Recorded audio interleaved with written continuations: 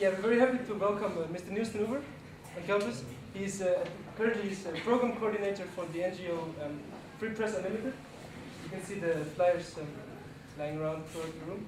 And this is an NGO that supports independent media development in fragile countries. Mr. Oever has himself worked in the Horn of Africa, so in Ethiopia and in Somalia. He just recently arrived back from Somalia. And he also worked in Afghanistan, where he helped a group of students to set up a mobile radio station. So, yeah, we're very happy to have him. The next Boomerang issue is going to come next week.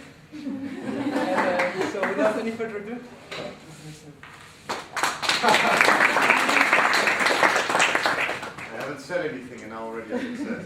Well, it's great you turned up in such large numbers. Good to see hands on each other for development support, which we don't always get in the current discourse in the Netherlands. I work for an organization called Free Press Unlimited. We support independent media. I'm working with Free Press Unlimited for almost 2 years now. Before that, I lived in Ethiopia for 2 years to set up the first community radio station there.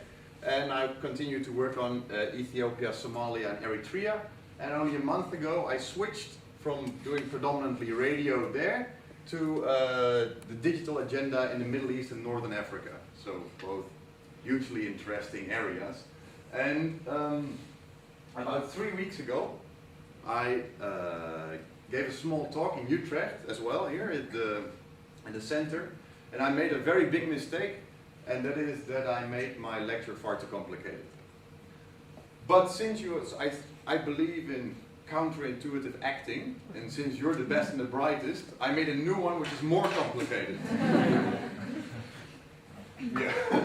So let me see if you really are the best and the brightest. And I would really like to invite you. What I'm trying to do, what I try to do is think about the problems and the interesting stuff in my work. So I try to stir up questions and the problems that we encounter.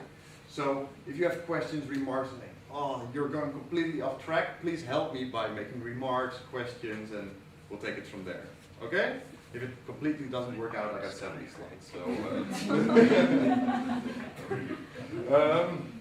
So Free Press Unlimited is an organization supporting a vital human right, namely freedom of expression and access to information.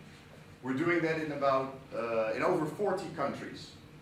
So who of you feels, wow, this is a good thing to do? I see fingers. Wow, I saw the first two there. You owe a t-shirt. That's you, and that's you. Great. So why am I holding this lecture? You already think it's a good idea. But okay, we'll just continue. We're now one organization since May last year. We're a merger between 3 organizations, which is the Radio Netherlands Training Center, which was the training center of Radio Netherlands worldwide. Press Now, which was the RNTC was established in 1968. Free Press Now, which was established in 1993 in reaction to the Balkan crisis, and Free Voice, which was established in the 70s on a more developmental base. But since it didn't really make a lot of sense that there were 3 media development organizations working in the Netherlands, we decided to merge. It took 8 years, but now we're here, and we're very happy about that. The title of my talk, Supporting Independent Media in Times of War, Repression and a Globalized World. So that sounds quite a lot like, we're the good ones, nothing has changed, David Goliath, that's what we're doing. Not really, sorry. So let's first take a look, before we dive into media development, at the whole framework of development. Development is undertaken, and I've done a little bit of discourse research in the Netherlands, has 3 priorities: to support democracy, and a bit of Millennium Development Goals.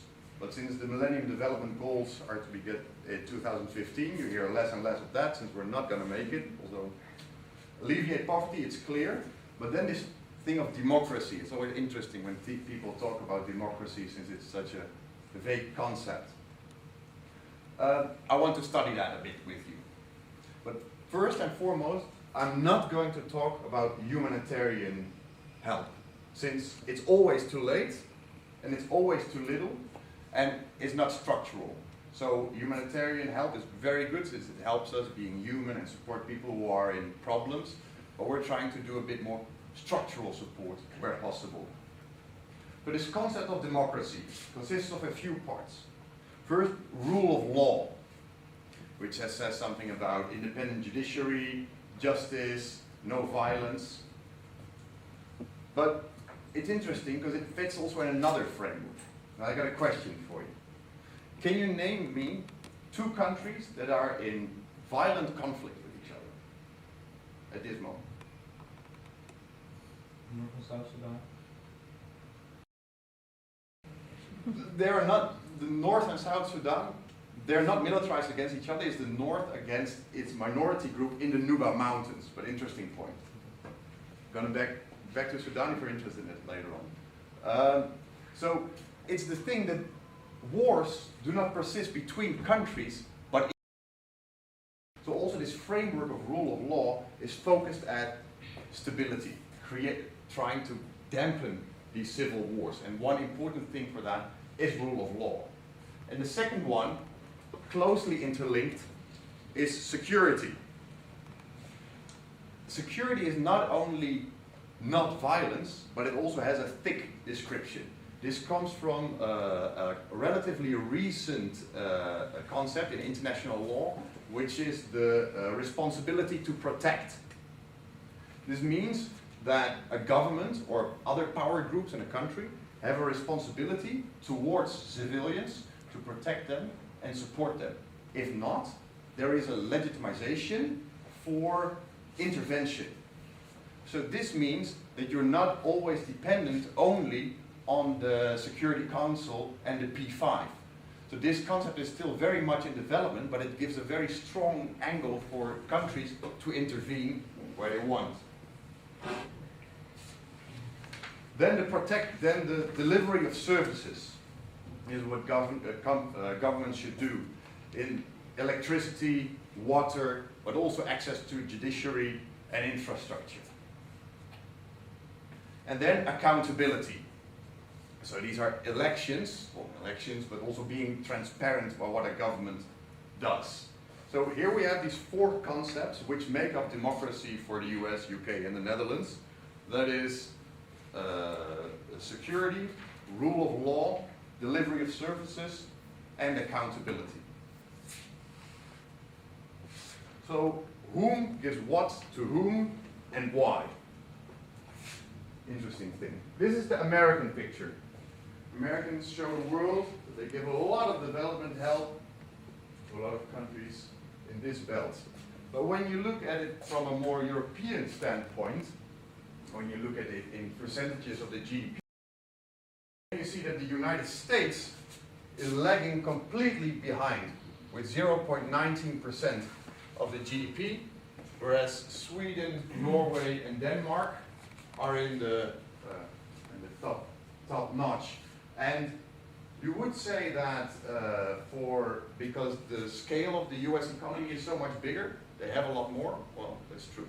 But Norway also does a pretty good job because they're also called the blue-eyed Arabs, since they have such a they sit on a huge amount of oil and gas, so that for one generation they have enough money to fill the GDP with their reserves. So one generation don't need to work at all. Crazy stuff. Then the governments have several instruments to achieve these goals. These are, again, 4. One is budget support. That comes from one country to another. So say I'm a poor country and I want to make roads, but I don't have money from tax. Actually, I don't have any money at all. So I'm getting budget support from another country to do that. So what are the positive points about this? It helps making